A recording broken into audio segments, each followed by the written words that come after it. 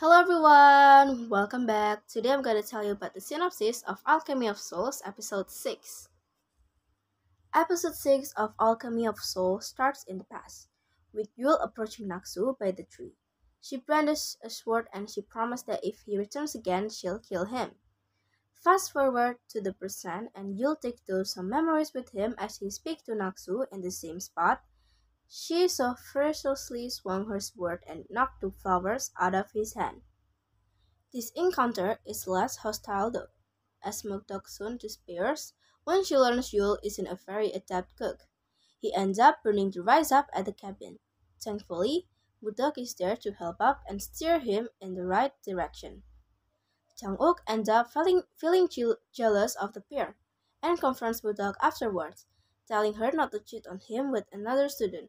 Mukdok eventually teases him over the title of young master, and answers Yule enthusiastically by using the exact title.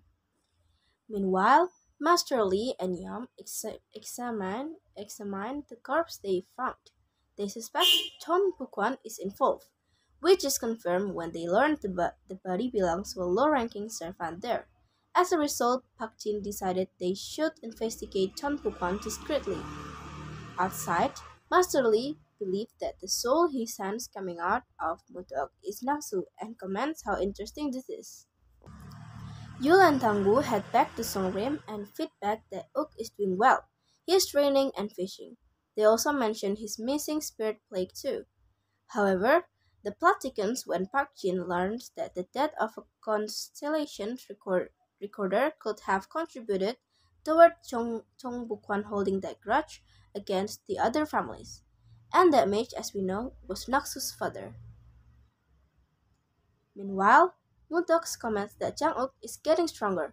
The bracelet has had an unexpected outcome of actually making him a better sword fighter, and he's swinging the blade about pretty adeptly now.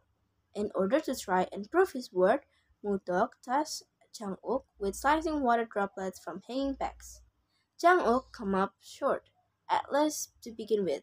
He removed his bracelet and let the energy control him as he swings wildly at the bag, and it still doesn't work. Mudok patiently watches over her student while Master Lee observes from time to time, commenting how there's no way he'll master this, given that's only possible between student and teacher, not from a mate. Lee warns Mudok that his next move could lead to death if he's not careful and fails to control his energy. Specifically, he mentioned how his arm could burst, which is confirmed if the raw redness is anything to go by. At dinner, Master Lee feeds back to current rumors going around at the palace. It turned out Choyeon is due to get married to Jang-uk.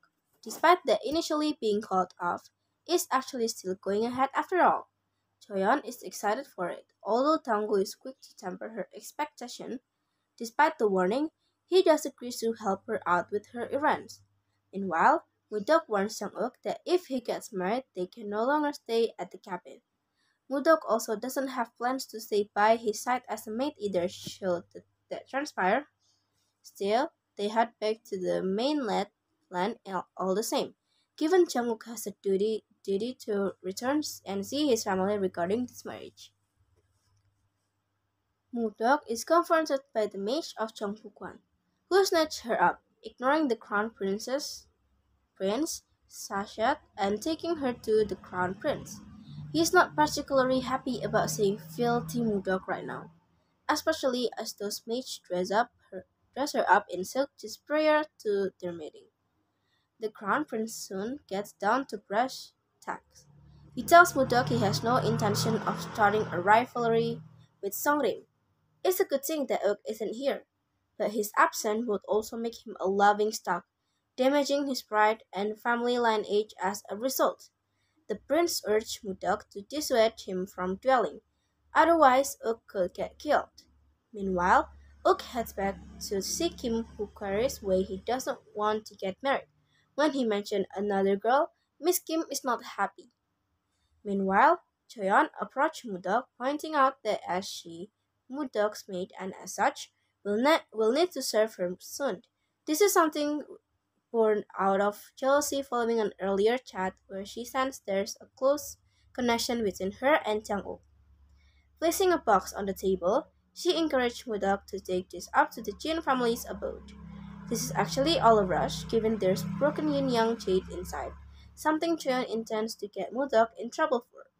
Mudok is led up to the house, where she steps inside and immediately feels a wave of energy, which causes her to stumble slightly. However, she ends up in Chinyowon, where she finds that strange mirror we saw a glimpse of earlier in the episode. As she reaches out, Mudok is sucked inside, leaving a big cliffhanger for next week's follow-up. That's all for today. See you in the next video. Bye!